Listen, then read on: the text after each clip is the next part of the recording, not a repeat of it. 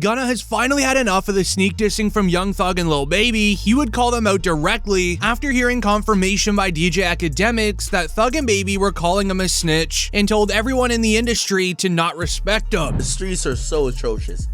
Young Thug told everybody that Gunna was a snitch.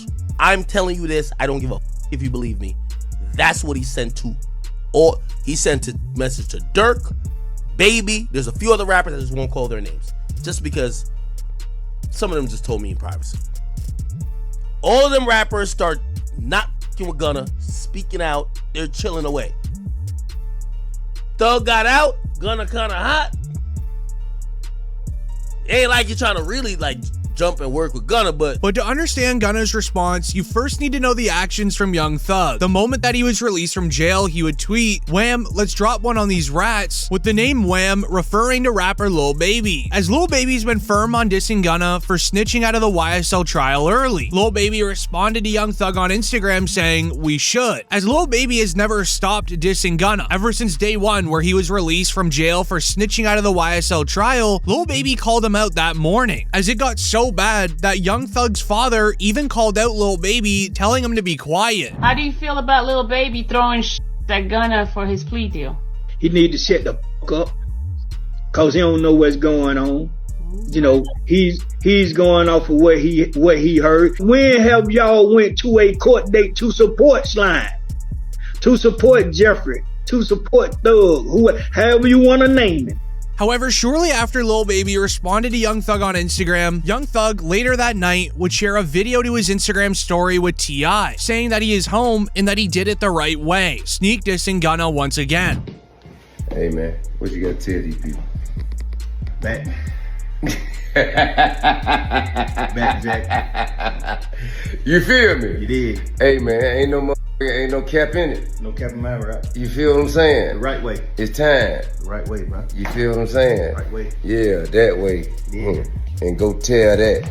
Letting Gunna know over and over again that he did it the right way and that he's home free. Young Thug would then tweet the following morning, "Gunna, stop acting like we're friends on the internet. I don't know you, my guy." This ended up getting the attention of Gunna and his brother, as Gunna's brother would end up commenting, "Trust and believe the feeling is mutual," which in the end had Young Thug hopping on Instagram Live to laugh at Gunna and his brother because he truly doesn't care anymore for Gunna or his brother.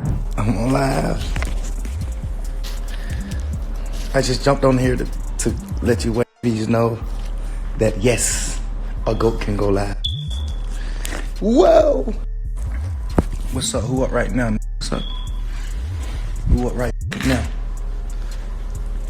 With the beef going viral online, there would be another Instagram Live where Young Thug may have said a little bit too much while explaining what he's gonna do to Gunna the moment that he sees him. Stink, I miss you. I miss you too. What you doing? Nothing, bored. Don't like him? No, he's in my motherfucking room. Cause you was being mean. He felt your energy. Man, I don't even play. I fly all the way to LA. Is that?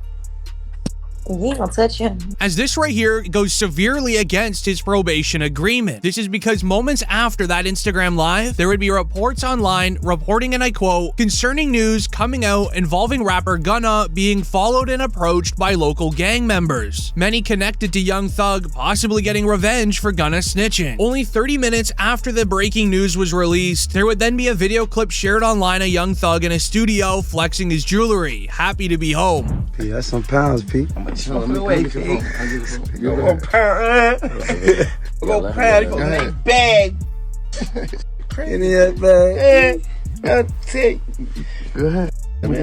But the story gets even crazier from here. This is when a leaked phone call from Young Thug in jail to Lil Durk went viral, as Young Thug was asking Lil Durk to diss Gunna for him. There was a snippet going around of Lil Durk dissing Gunna on a new song. Lil Durk would rap the lyrics, "What happened to Virgil, he's probably gonna tell," which is a remix of the song he made with Gunna titled "What Happened to Virgil" before Gunna snitched. But Young Thug wanted this verse on his album. "Hey Durk, I know I want you on. I'm dropping this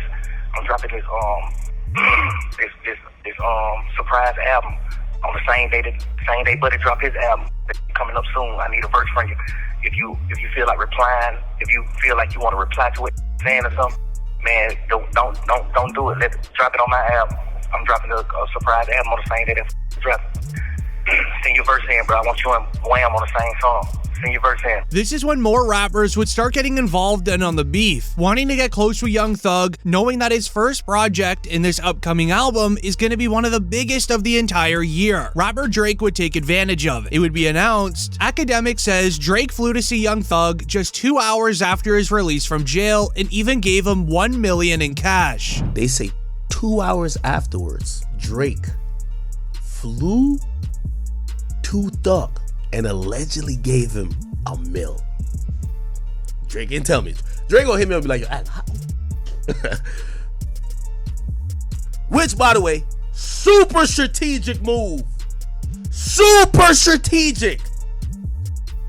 Thug was in jail talking about let's squash all this beef. If I'm Drake, I need Atlanta. However, in a recent report, it would be announced that Young Thug needs to stop dissing Gunna online. It could end very badly for him if he continues, as he's not allowed to act like this online, according to his probation agreement. It was reported, Academic speaks on Young Thug getting released and says the stipulations are a setup for the court to try to put Young Thug back in jail, explaining that it's all a setup for Thug to eventually fail, go to prison for 20 years, and never be able to be released again. I know some of his fans think he beat the case. He definitely didn't beat the case. Beat the case means you got no stipulations. The Young Thug thing is a win, but it's also a huge setup.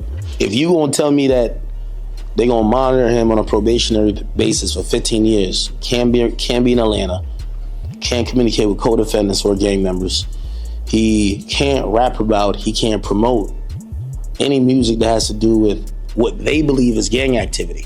But he's always gonna talk about him and his is doing his thing.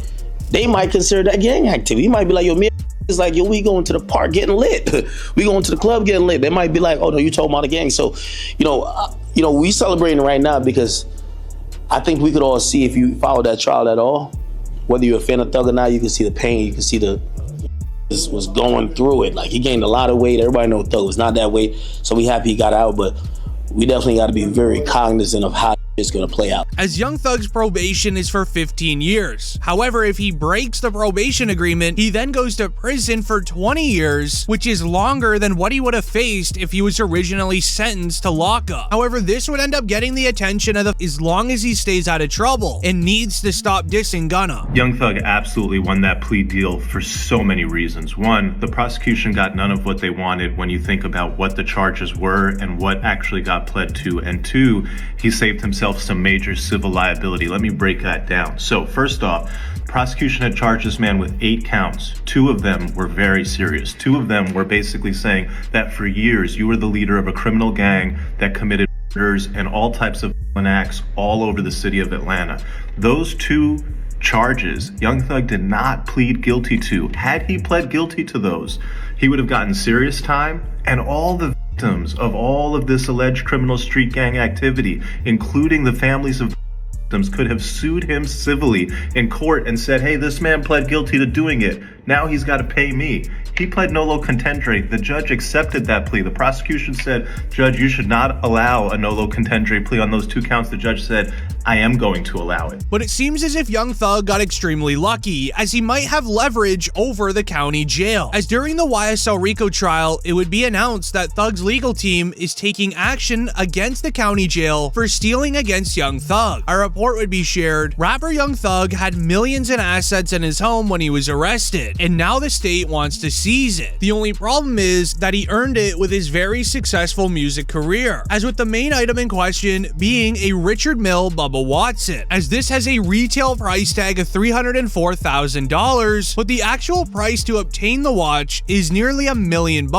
This watch was stolen out of the county jail's inventory room when Young Thug was originally arrested and the YSL mansion was raided. But the following day, after it was announced that the watch was missing, a police officer took the stand in the YSL trial. He just so happened to be wearing a Richard Mille.